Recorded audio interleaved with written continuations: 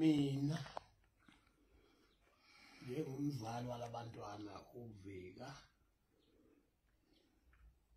noZimiphi umsakazi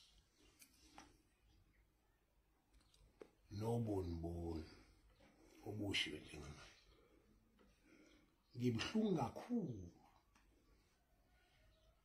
ngoba bonke labantwana baboshwa emva kwegameko eziningi seyibehlele amaphoyisa engisi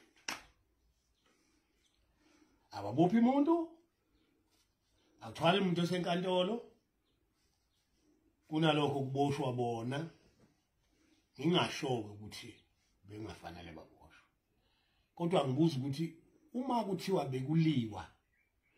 njengoba kwakudutshulwa wayedutshulwa nje ku-N2 uyongena esikhaweni phakathi kwaJuni noJulayi kuze kube manje akaze ngizwe ecala namuntu othintekayo ukuthi cha nangu umuntu owayethinteka kulokho kudubula okwaku-N2 lapha athi ehamba endleleni esuka emthunzini la ehlala khona wafica abantu bemlindele emgoqweni lamaphoyisa akhona angazi noma asebenzela uhlangothi oluthile noma asebenzela uhulumeni ngoba umntolo umela amacala onke ayenziwe phakathi kweingane zami nalabo abaxabene nabo kodwa nalapho kufika kusokale khona ukuthi bayathinteka nabe emacaleni athile njengakho lokhu ukuthi lo sejele uboshela ukuthi wadubula uhlangothi olwalufike eNdlangube ematekisini kwadutshulwana wafa umunye wabo enkantolo akuveli phoyisa lathatha statement kuvela umntolo owayengekho nakuleyo sine yayikhuluma ngendaba yokudubulana neyafica uliwa lapho eNdlangube okufanayo nalokhu kukaqhude ocala lisemelimoto owabophesa oVika naye nabo ukuthi akaze kuswakala ukuthi esabe statement sasithini njoba namhlanje beboshwe uqhude lo qhude okuthiwa akaziwa amaphoyisa noma enamacala emeda awenzayo emndenini wakwaBiyela kodwa akazaboshwa amaphoyisa unalokho amfukamela amaphoyisa amqhubela ukuthi ayokhomba la khona abakwaBiyela abamshaya simanga ke leso abakwaBiyela bebulala umuntu ophathelene noqhude la kodwa baboshelwe ukuthi bashaya uqhude abamsolayo ukuthi imoto ayihamba ngayo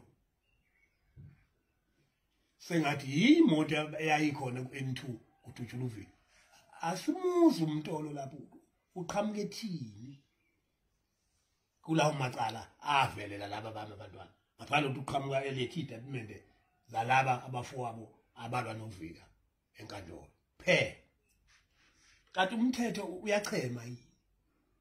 umthetho njalo ochemayo kanti umntolo usebenzela mphi umthetho njengoba sekuzokwafika ingane zomfowethu eBukhanana zihamba ngemoto yase-driving school kuthiwa beyiphethe ibhaba bebeyofihla ekhaya kunina umamekazi wabo uma kuthiwa babephethe ibhamu bedubula amaphoyisa bazedubula amaphoyisa bewadubula babethwele ibhamu zokwenzani beyofihla umuntu engcwabeni na amaphoyisa lawo kamdubulayo amdubula abadubula labantwana abawu5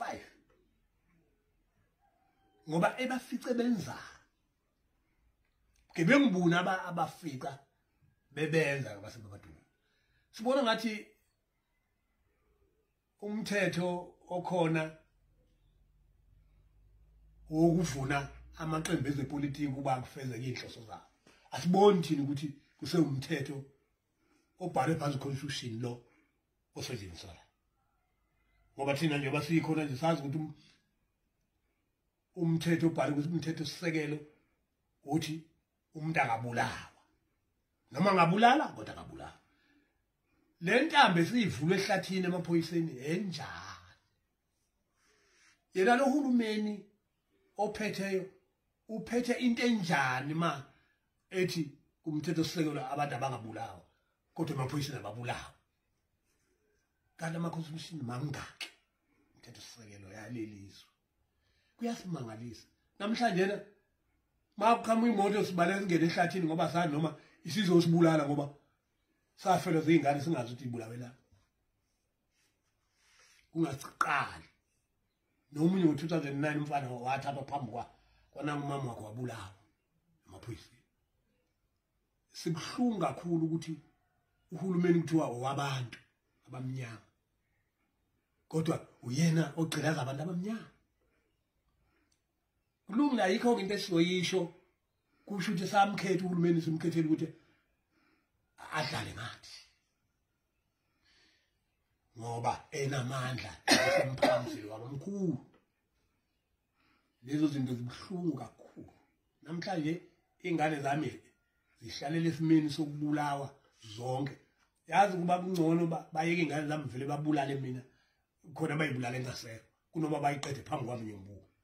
ngoba phela kusho ukuthi ziyalandelana njengoba babulala ngo2009 sebefuna ukulala lezi manje ikhona kusho ukuthi mina ngiyobe lokumbukele ini amaphoyisa ebulala ingane zami phela akukho kwami engiyokubona kwenzeka ngishiso ukuthi anginali iqiniso lokuthi esigangeni eduze ngumuzi ozofihla umuntu kuthiwe sekudutshulwa ingane zalapho kuyofihlwa khona ngoba beyiphethe ibhambe idubula amaphoyisa sidubula amaphoyisa enzana amaphoyisa sidubula amaphoyisa kade eyifica zenzana inansi into ebuhlungu ngakho ke umthetho mawukhona sicela sengathi ungakusichazele kahle ukuthi usebenzele uhlangothi olunjani ekhaya lento zenzeka emateksini sebefika amahlandla amaningi baze bafika bashaqa ngisho imbuzi zami angazi ukuthi ngihlanganaphi nalento yamateksi ngazini ngamateksi noma ngabe ke lo mfana wami ke unamaphutha anawo mina ke ngingenaphi usengikuphi kubuhlungu kakhulu ukuba amaphoyisa aza ayofika kimi ekhaya ehamba nabantu abanjani abalwa neindaba yasemateksini engingayazi mangifika amaphoyiseni ngizobuza ukuthi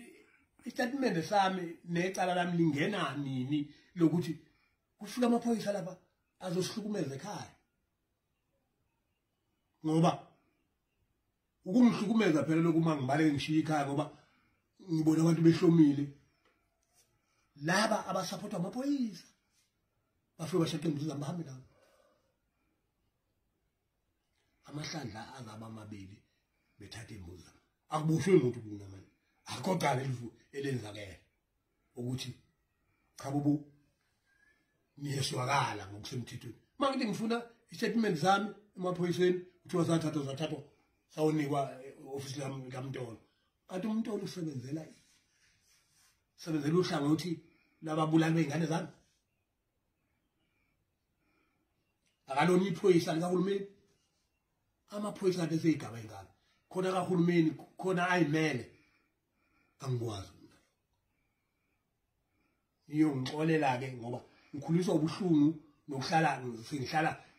ngethuka ubala ngingazi ukuthi ngixabene nobani ngeke ngenzani ngabani makukubi lokho ngicela umthetho ukukhombisa ukuthi uzwile ukuthi kubi ukulungisa kanjani uba kuhlukunyezwe mina ngihlalele ekhaya ngingazi ukuthi indaba yamatekisi iloko engisho uZJB yena uyise kaMiphi novika nosiboniso osejele manje akaphumi namanje kodwa kwakuhlaselwe yena ngiyabonga